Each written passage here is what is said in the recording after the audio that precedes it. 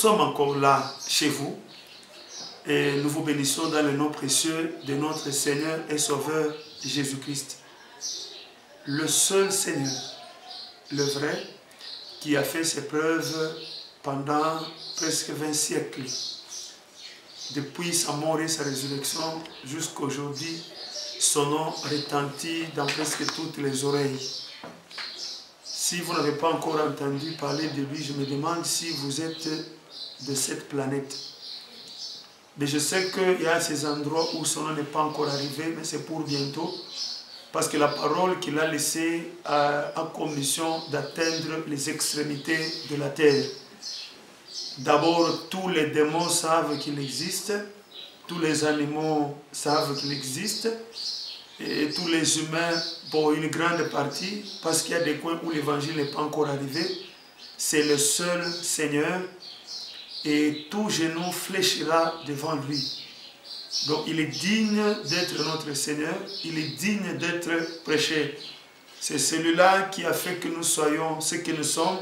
C'est Jésus-Christ qui a fait qu'aujourd'hui, chez vous, vous êtes en train de nous écouter. Car si vous savez ce que nous étions avant, vous ne serez même pas en train de nous regarder et nous écouter. Nous avons été des malfaiteurs. Mais un jour, Jésus-Christ est passé par là. Aujourd'hui, nous sommes comptés aussi par les gens, parmi les gens qui font le bien. Gloire lui soit rendue. Nous parlons de la valeur de la Bible. Nous ne nous fatiguons pas. Nous sommes très très confiants.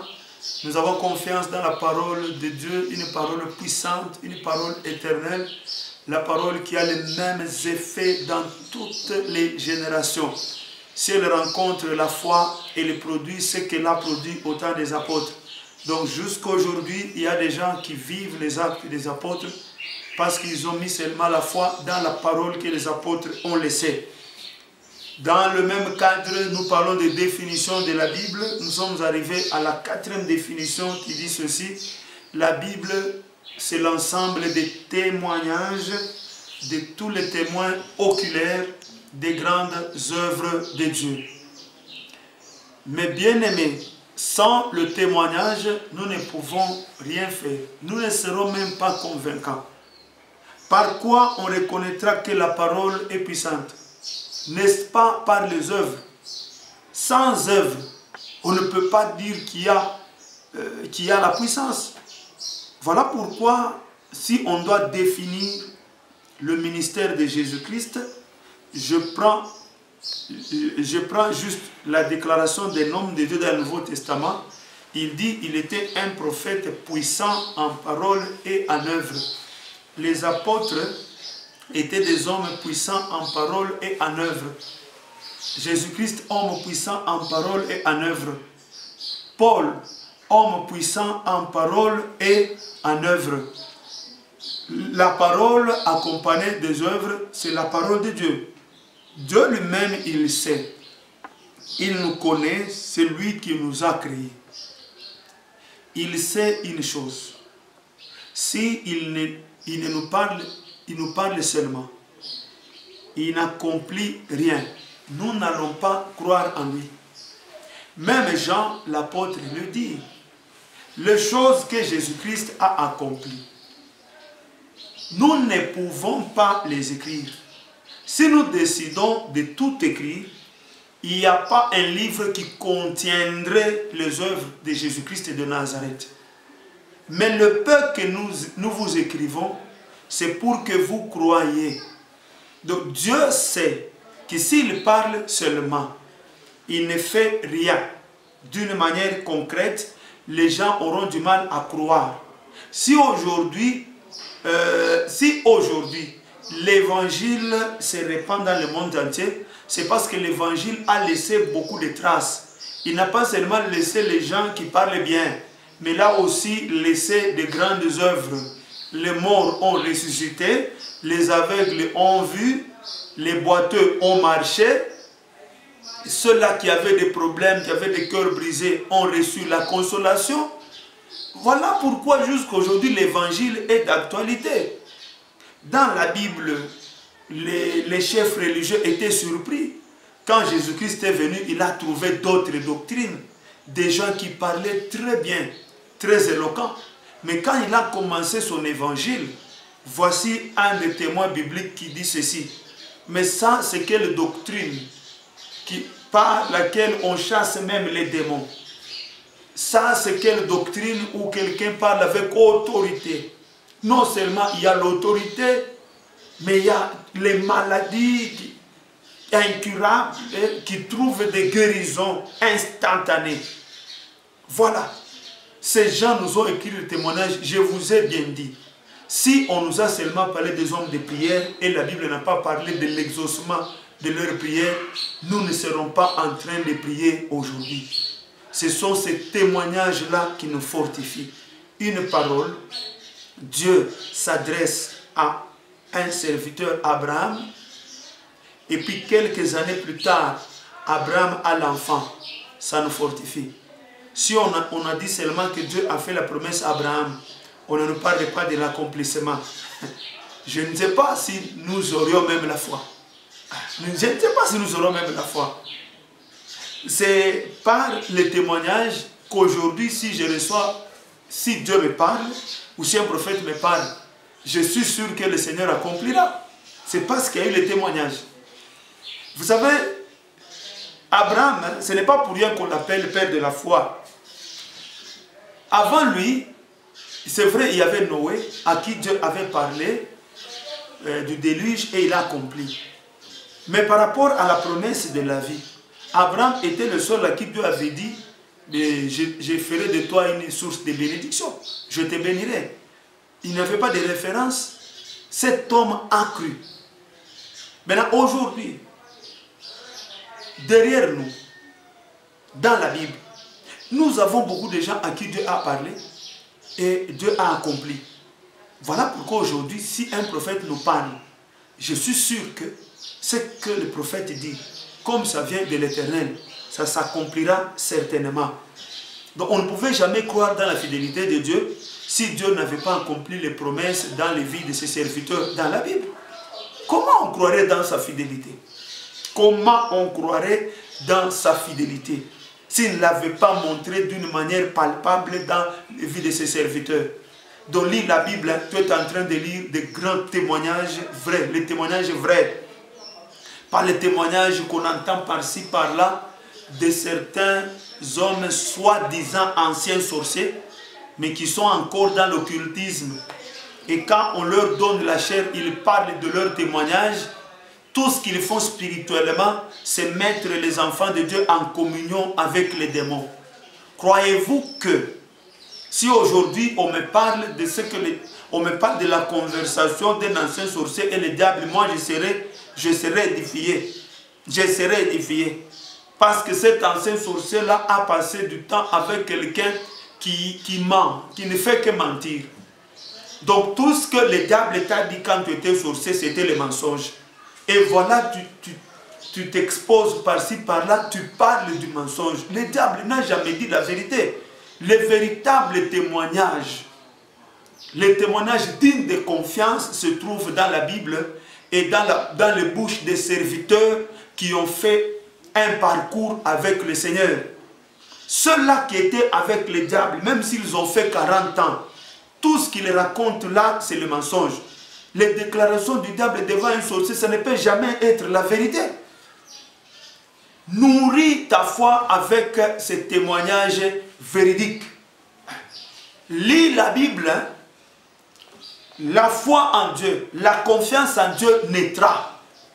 Parce que tu seras face à des témoignages. Celui qui écrit l'épître aux Hébreux, je dis bien celui qui écrit l'épître aux Hébreux parce que je ne connais pas l'auteur. Il y a ceux-là qui disent c'est Paul, Apollos, ça c'est un débat à faire passer.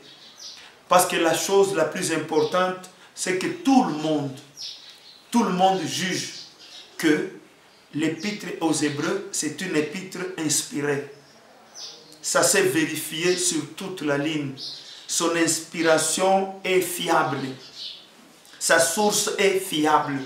Dans cette épître aux Hébreux, l'auteur dit ceci, nous sommes entourés, nous sommes environnés par une si grande nuée de témoins. Des témoins. Vous savez, si aujourd'hui nous vous disons que c'est possible de mener une vie sans péché, c'est parce que nous avons le témoignage d'un homme qui avait la chair comme nous et il a marché, il a été tenté à tous égards et il n'a point péché. Voilà pourquoi nous nous fortifions. Pourquoi nous nous fortifions avec la vie de Jésus. Nous avons des gens qui ont commencé la marche avec le Seigneur, qui ont bien terminé comme l'apôtre Paul. C'est un témoignage. Nous sommes environnés par une si grande nuée de témoins. Ces témoins-là, chaque fois que nous sommes en difficulté, le Saint-Esprit nous fait passer devant nous leur témoignage. Une maman qui a fait 20 ans sans enfant, elle devait abandonner la foi. Le Saint-Esprit fait passer devant ses yeux le témoignage de maman Sarah. Voilà l'importance des témoignages. C'est pourquoi dans l'église, nous devons régulièrement donner des témoignages. Mais une chose, on doit faire attention. Les témoignages dans l'église, ce sont les témoignages de l'église. Ils sont un peu différents des témoignages de l'extérieur. Pour une bonne compréhension, je sais qu'il y a beaucoup de gens qui nous suivent et qui se posent des questions. On va vous parler des témoignages dans l'église selon la hiérarchie du Saint-Esprit ou selon leurs valeurs. Le premier témoignage dans la Bible, le plus important, c'est la conversion des âmes. La Bible dit, le Seigneur ajoutait à l'église chaque jour ceux-là qui étaient sauvés. Dans une église conduite par le Saint-Esprit, il y a le sauvé régulièrement. Le plus grand témoignage, l'église qui accomplit sa mission de délivrer les gens de l'esclavage du péché. Après ce témoignage-là, il y a le témoignage de la transformation des vies. Quelqu'un qui vient à l'église, qui était un homosexuel, il croit en Jésus, il est normal, il mène une vie normale. Il mène une vie normale. Il était impudique, aujourd'hui il dit « je mène une vie normale ». Je mène une vie normale. Il était un brigand, il était un voleur. Il donne un grand témoignage, il dit « j'étais un voleur, aujourd'hui je mène une vie normale et tout le monde vit en paix autour de moi. On ne me craint pas. Tout le monde vit en paix autour de moi. » C'est le deuxième grand témoignage, le témoignage de la transformation des vies. Le troisième grand témoignage de l'Église, selon la hiérarchie biblique, la hiérarchie du Saint-Esprit, c'est le baptême du Saint-Esprit. Quelqu'un qui reçoit le don du Saint-Esprit. Le Saint-Esprit descend sur toi, tu parles en langue, tu prophétises, tu as le don de guérison, tu as le don d'interprétation des langues, tu as la parole de sagesse, parole de connaissance. Voilà des signes, des grands témoignages, des gens qui reçoivent le baptême du Saint-Esprit. C'est pourquoi dans la Bible, précisément dans les actes des apôtres, on nous parle des gens qui ont, les gens sur lesquels le Saint-Esprit est descendu et ils ont reçu des dons.